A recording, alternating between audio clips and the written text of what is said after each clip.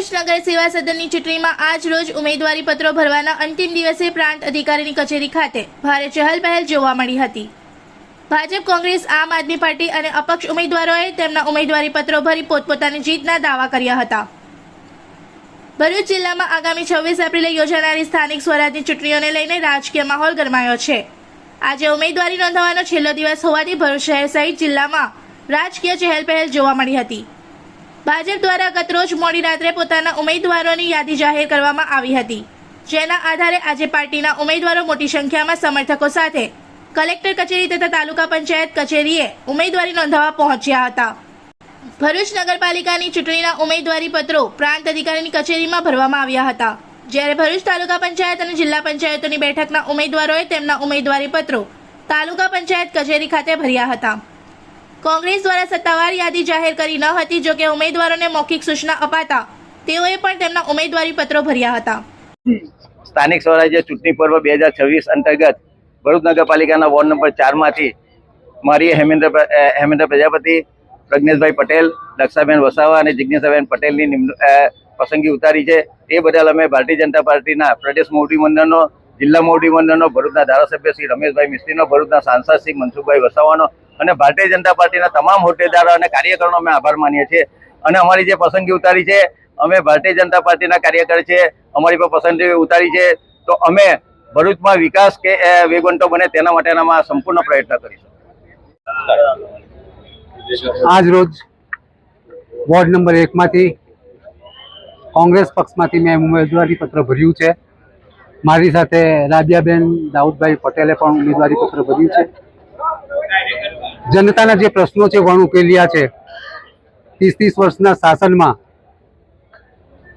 શાસન તો ના કહેવાય, કુશાસન જ કહેવાય કે દર 2 મહિને રોડ પર ખાડા પડી જાય, એના પર લીપાપોતી થાય, ફરીથી રોડ સરફેસિંગ થાય અને એ બધી મલાઈ કોના ખિસ્સામાં જાય છે એ આપ સૌને ખબર છે।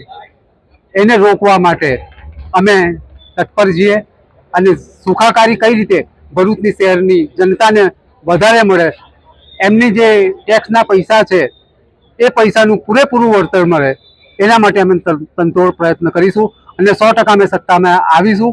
તો જે પાછલા એમના જે કુકર્મો છે એના પર જે યોગ્ય કાર્યવાહી કરવાની થશે તે અમે કરવાનો ટ્રાય કરીશું। ભરૂચ નગર સેવા સદનના વોર્ડ નંબર 2 માં કોંગ્રેસના ઉમેદવારને લઈને ભારે ઉત્તેજના જોવા મળી હતી। કોંગ્રેસે આ વખતે વિરોધ પક્ષના નેતા શમશાદ અલી સૈયદ અને હેમેન્દ્ર કોઠીવાલાની ટિકિટ કાપી કુતબુદ્દીન પટેલ ઉર્ફે કરણને ટિકિટ આપી છે, ત્યારે કુતબુદ્દીન પટેલ ઉર્ફે કરણે તેમની પેનલ સાથે ઉમેદવારી પત્ર ભર્યું હતું અને તેમની જીતનો દાવો કર્યો હતો, તો બીજી તરફ શમશાદ અલી સૈયદે પોતે પાર્ટીએ જે નિર્ણય લીધો છે તેની સાથે હોવાનું નિવેદન આપ્યું હતું। આજ રોજ ભારતીય રાષ્ટ્રીય કોંગ્રેસે વોર્ડ નંબર 2 માં ભરૂચ જિલ્લા પ્રમુખ, ભરૂચ શહેર પ્રમુખ અને ગુજરાતના કોંગ્રેસના પ્રમુખ શ્રી ચાવડા સાહેબે જ્યારે વોર્ડ નંબર 2 માં અમારી પર જે મેન્ડેટ આપેલો છે, અમે ચોક્કસથી જંગી બહુમતીથી જીતીશું અને સમાજની સેવા કરીશું, લોકોની સેવા કરીશું અને નગરપાલિકાના લગતા જે કંઈ કામો છે, રોડ, રસ્તા, ગટર લાઈન અને જે કંઈ પણ બાકી રહી ગયેલા કામો છે, અમારા અગાઉના જે કાઉન્સિલરો હતા એમને પણ ઘણા સારા કામ કરેલા છે અને એમના બાકીના રહી ગયેલા કામ ચોક્કસથી અમે જીતીને પૂર્ણ કરીશું એવી અમારી અપેક્ષાઓ છે। કોંગ્રેસ પાર્ટી ભરૂચ શહેર કોંગ્રેસ સમિતિ દ્વારા ભરૂચ નગરપાલિકાની ચૂંટણીમાં વોર્ડ નંબર 2 માં જે કંઈ પણ નિર્ણય લેવામાં આવેલો છે એ મને શિરોમાન્ય ગણું છું અને આદેશનું પાલન કરું છું। ભરૂચ શહેરમાં કોંગ્રેસ પાર્ટીએ મને વિવિધ હોદ્દાઓ પર તેમજ પ્રદેશમાં મને વિવિધ હોદ્દાઓ પર યુથ કોંગ્રેસ હોય એના પ્રમુખ તરીકે, NSUના પ્રમુખ તરીકે, વિપક્ષના નેતા તરીકે, કાઉન્સિલર તરીકે વિવિધ જવાબદારીઓ આપી હતી। એની સાથે સાથે હાલમાં જે ચૂંટણી પ્રક્રિયા ચાલે છે સ્થાનિક સ્વરાજ્યની, એમાં બરોડા જિલ્લાના 4 તાલુકાના અંદર મને મહત્વની પ્રભારી તરીકેની જવાબદારી આપી હતી અને એ જવાબદારી મેં નિષ્ઠાપૂર્વક નિભાવેલી છે અને પાર્ટીએ મને આ તમામ હોદ્દાઓ પર વર્ષોથી કામગીરી કરવાનો મોકો આપ્યો।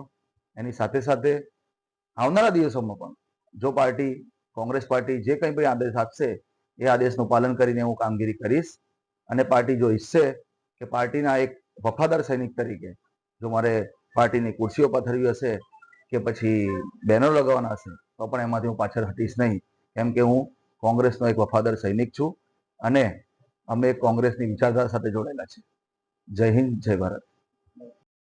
તમામ પક્ષોના ઉમેદવારો પોતાના સમર્થકો સાથે રેલીના માહોલમાં કચેરીઓએ પહોંચતા સમગ્ર વિસ્તારમાં રાજકીય ગરમાવો જોવા મળ્યો હતો. ઉમેદવારીના અંતિમ દિવસે ભીડ અને સંભવિત ગડબડને ધ્યાનમાં રાખી જિલ્લા પોલીસ દ્વારા કલેક્ટર કચેરી અને તાલુકા પંચાયત કચેરી ખાતે ચુસ્ત પોલીસ બંદોબસ્ત ગોઠવવામાં આવ્યો હતો. પોલીસ દ્વારા કાયદો અને વ્યવસ્થા જળવાઈ રહે તે માટે ખાસ તકેદારી રાખવામાં આવી હતી. ઉલ્લેખનીય છે કે આવનારી 26 એપ્રિલની ચૂંટણીને લઈને હવે રાજકીય પક્ષો અંતિમ તૈયારીમાં લાગી ગયા છે અને આગામી દિવસોમાં प्रचार વધુ તેજ बनवानी संभावना है।